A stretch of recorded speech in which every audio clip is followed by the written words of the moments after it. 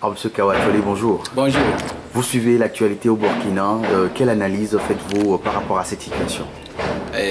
Merci pour l'opportunité que vous donnez à Svito de s'exprimer par rapport à la situation auprès de nos voisins burkinabés. Depuis quelques jours, nous suivons de très près cette situation. Nous espérons que dans l'intervalle des 48 heures qui vont suivre, la situation va se décanter et que les Burkinabés vont retrouver la sérénité d'antan. Nous profitons pour dénoncer cette prise de pouvoir par la force du RSP qui n'est plus d'actualité, qui est révolue. Et nous dénonçons également les mauvais traitements et les voies de fait orchestrées sur les paisibles citoyens burkinabés par le régiment de la sécurité présidentielle du Burkina.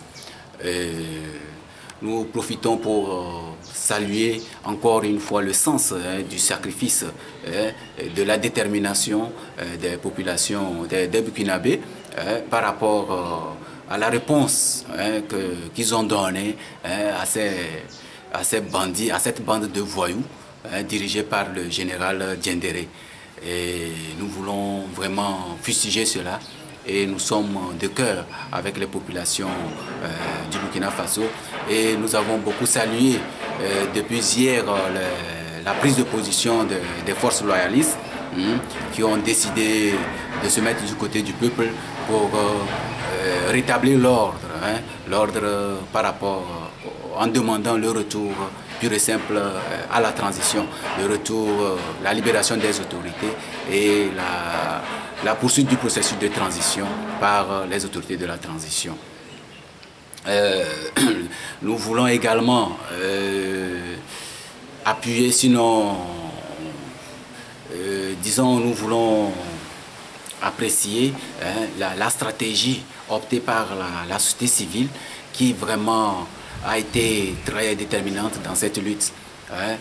La troisième personnalité de la transition qui a pris ce courage de continuer la lutte quand les deux autres ont été arrêtés.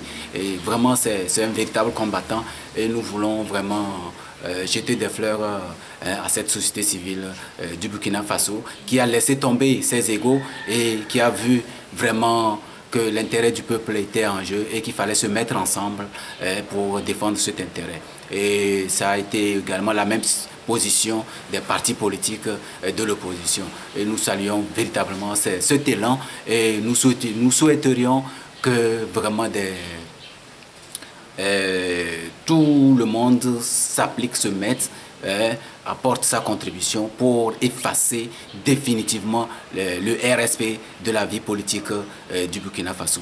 Nous voulons vraiment encourager la technique d'asphyxie optée par les forces loyalistes et nous souhaiterons que cette stratégie puisse aboutir. Il va falloir accentuer l'asphyxie pour éviter tout affrontement. Et ceci maintenant va obliger le RSP à se rendre. Le responsable, son responsable général et ces éléments, dès qu'ils seront asphyxiés suffisamment, lorsqu'ils n'auront plus d'eau à boire, lorsqu'ils n'auront plus d'électricité, lorsqu'ils n'auront plus de nourriture à manger, je crois qu'ils vont s'en prendre à leur chef qui est le général Poutis et ils vont finir par se rendre. Et ce sera la fin définitive de cette unité qui fait la honte aujourd'hui de l'armée africaine. Alors, est-ce qu'on peut faire un rapprochement de cette situation avec le Togo? Oui, je crois que cette situation, on pouvait la rapprocher quand même, mais je crois qu'avec la stratégie militaire au Togo, cette situation ne pourra pas tellement être comparable à celle du Togo parce que au Togo la misère elle est générale et puis les souffrances qu'éprouvent aujourd'hui les autres unités sont les mêmes souffrances que la garde présidentielle éprouve également. Donc les préoccupations des militaires sont restées les mêmes et je ne crois pas qu'il y ait une unité qui soit privilégiée par rapport aux autres unités au Togo. Et je vois que cette situation n'est pas tellement aussi imaginable au Togo. Mais toutefois, ce qui est à apprécier du côté des Burkinabés, c'est que à un moment donné, l'armée a compris que vraiment qu'elle avait qu'il fallait se mettre du côté des populations et elle s'est ralliée très tôt et nous voyons que le RSP est dans une difficulté vraiment qu'ils ne pourront pas s'en sortir. Mais l'étape des coups d'État est révolue et il va falloir procéder. Et je crois que la révolution des populations burkinabées, l'armée a court-circuité cette révolution et elle n'était pas allée à bout. Et je crois que partout où les peuples vont vouloir le changement, il ne faudrait pas qu'on compte encore sur ces armées qui ne sont d'ailleurs pas organisées, qui prouvent une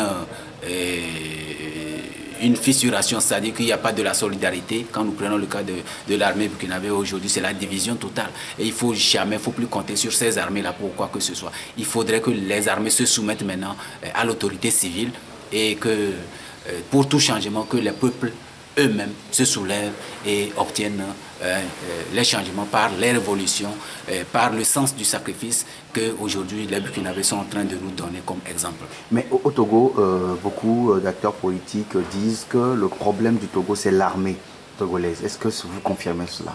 Oui, mais écoutez, partout, Blaise a été un militaire et il a été également, l'armée burkinabé a été un problème pour le Burkina, mais au bout du compte, les populations ont pris le dessus, ont eu raison de cette armée. Les populations burkinabées se sont mobilisées et elles ont pris le dessus.